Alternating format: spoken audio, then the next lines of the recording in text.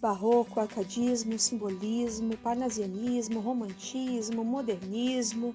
Tudo isso são escolas literárias. E quando a gente estuda literatura, a gente vai acabar falando delas. Mas, na boa, o que são mesmo escolas literárias? Basicamente, a gente pode entender escolas literárias como quase um sinônimo de movimentos literários. Isso quer dizer o quê? Que são conjuntos de tendências artísticas que uma certa época, um certo grupo de escritores tem em comum. E esses conjuntos conseguem ser verificados em várias das obras da mesma época. Então, basicamente, a gente tem que ter noção de que essas obras estão escritas em um tempo. E elas têm características em comum, ou em tema, ou em tratamento do tema, algumas características estéticas. E a gente pode ver esses autores em agremiações que são ou físicas, né, acontecem de verdade e se reúnem, ou artísticas, quer dizer, tendo coisas em comum.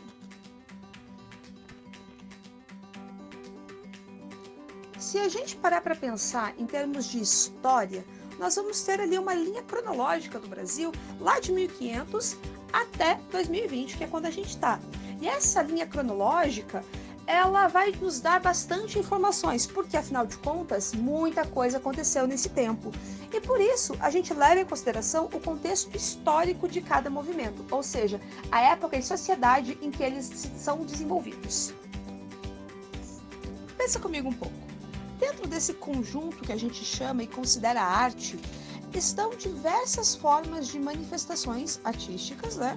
Dentro de linguagens diferentes. Isso quer dizer mais ou menos que nesse pacote de arte a gente considera música, pintura, escultura, teatro, cinema e outras tantas formas de manifestações.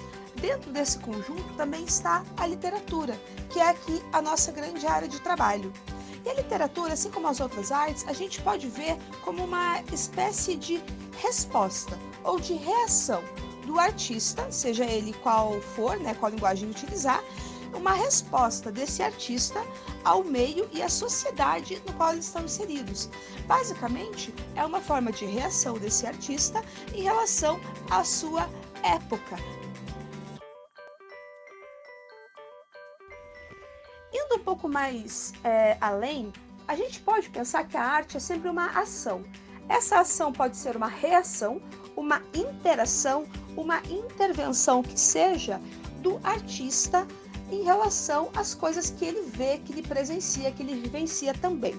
E esse artista, como a gente já viu, ele pode se manifestar de várias formas diferentes. Ele pode ser músico, pintor, escultor, cineasta, dramaturgo, roteirista e escritor aqui pra gente também. De toda forma, a arte ela vai ser uma resposta em relação à sociedade.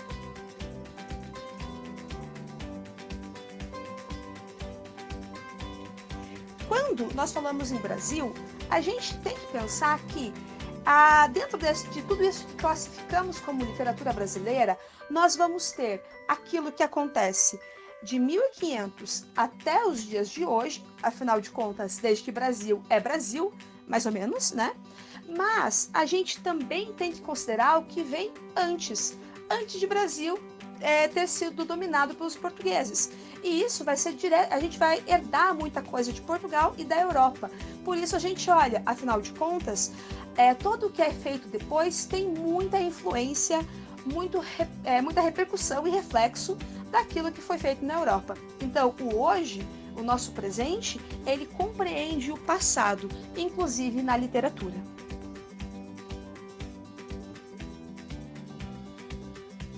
Né?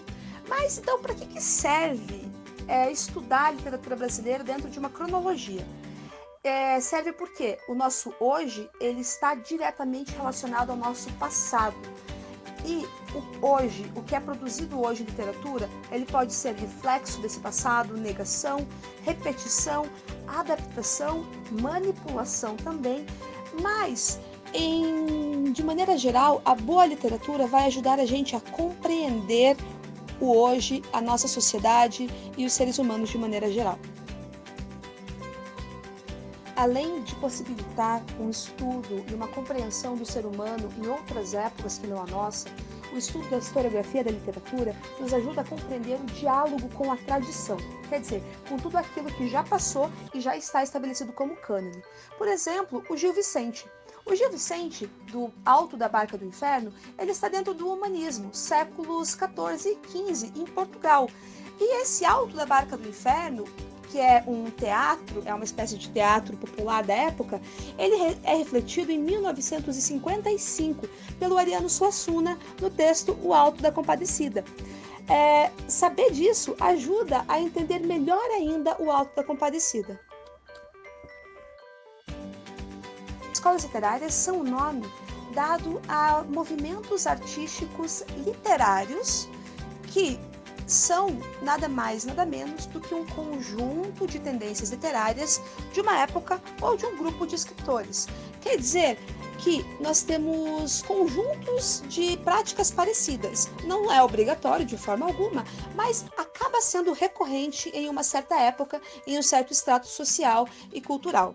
E essas tendências, elas podem ser estéticas, quer dizer, fazer de um jeito a literatura ou de outro. Podem ser temáticas, então a escolha de certos temas, e também questões editoriais, ou o que mais for que consiga ser esse conjuntinho feito. O estudo das escolas literárias, ele está dentro do estudo da linha do tempo da literatura brasileira, e ele funciona e serve, nos ajuda a compreender melhor o que nós temos em termos de literatura hoje e do nosso passado também.